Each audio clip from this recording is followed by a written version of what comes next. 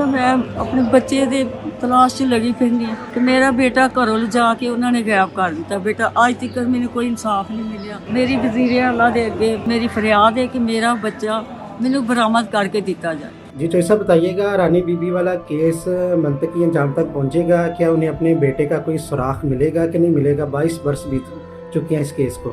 देखिए, मैं सबसे पहले इसमें आपको एक बात क्लियर कर दूं, हर इंसान की जान माल और इज्जत की हिफाजत की जिम्मेदारी है स्टेट की। स्टेट बनने का मकसद ही होता है कि जान माल और इज्जत की हिफाजत करना, यहाँ कानून की पास करना। अगर ये काम नहीं हो सकता तो रियासत बनाने का कोई कंसेप्ट ही खत्म हो जाता है।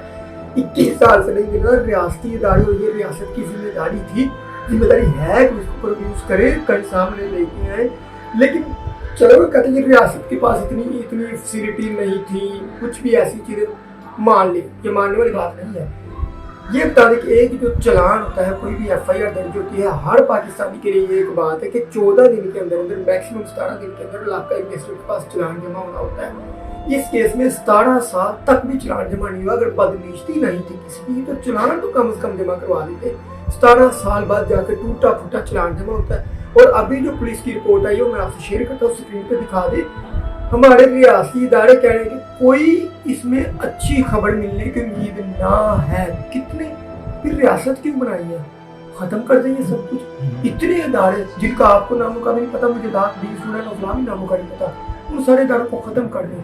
ये टेक्नोलॉजी, ये कैमरे, ये CCTV कैमरे, ये टावर लोकेशन, ये क्या फिर? तो ये एक मैं समझता हूँ कि रियासती मशीनरी के लिए इंतहाई नाकामी का मुंह बोलता सबूत है। तो इस तरह से लोगों का इत्मीनान उठता जा रहा है इदारों पर। मेरे ख्याल से चौधरी साहब इस केस के ऊपर तवज्जो ही नहीं दी गई। अगर कोई बंदा ढूंढना हो तो पुलिस 7वीं तह से भी बंदे को निकाल लाती है। अगर ढूंढना हो तो बूढ़ी माँ के ऊपर किसी ने तवज्जो नहीं दी। ये बात है नीयत की। कोई भी चोरी केस डकैती, हमारे बहुत इंटेलिजेंट लोग हैं, चोरी का केस हो, डकैती का हो, कत्ल का हो, बशर्ते नीयत हो, 24 घंटे के अंदर अंदर बंदे पकड़े जाते हैं।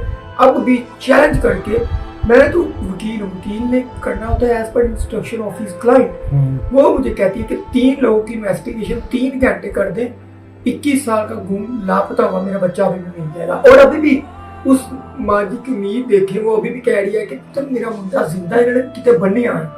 यानी वो इस चीज को मानने के लिए तैयार नहीं है। तो वो एक दिल से उसको आवाज आ रही है ना कि ममता उसकी आवाज दे रही है उसको कि आपका बेटा भी जिंदा है।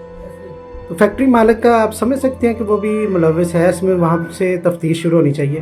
देखिए, जो इन्वेस्टिगेशन जो साइल होता है ना, वो जहाँ से कहता है वहाँ लोग इन्वेस्टिगेशन कर दें। हम वकील हैं, हमें नहीं पता कौन, हमने एज पर ला चलना होता है। जज साहब ये भी बताइएगा, ह्यूमन राइट्स सेल में आप इसका जो केस है अभी फीस वगैरह ले रहे हैं कि फ्री इनको अपनी सर्विसेज फराहम कर रहे हैं? देखिए, वो तो आप भी जानते हैं, सारे मीडिया में दोस्त जानते हैं कि हर डिजर्विंग जो अफोर्ड नहीं कर सकता, उनका हम जितनी मैक्सिमम खिदमत हो सकती है, केस में तो पैसे पल्ले से लगाने के लिए और भी जितनी मैक्सिमम खिदमत हो सकती है हम करते हैं। तो इस तरह के लाचार आपको बाकी केसेस का भी पता है, वो अल्हम्दुलिल्लाह अल्लाह की ज़ात की तौफीक से हम उनको मुफ्त कानूनी इमदाद की कोशिश करें। चलिए चौधरी साहब, हमें पूरी उम्मीद है हम कि आप इस केस को भी मंतकी अंजाम तक पहुँचाएंगे, क्योंकि हम जानते हैं बहुत सारे केसेस आपने मंतकी अंजाम तक पहुँचाए हैं और अपनी पॉकेट मनी से उन केसों के ऊपर जो पैसा खर्च किया आपने। और उम्मीद करते इस बुढ़िया का जो लफ्ज़ है वो दिल को छू देने वाला है कि मेरा बेटा नहीं मिलता तो मुझे उसकी हड्डियाँ दिखा दें। तो मैं कहता हूँ कि ये रियासती इदारों को झंझोड़ने के लिए ये लफ्ज़ ही काफ़ी है।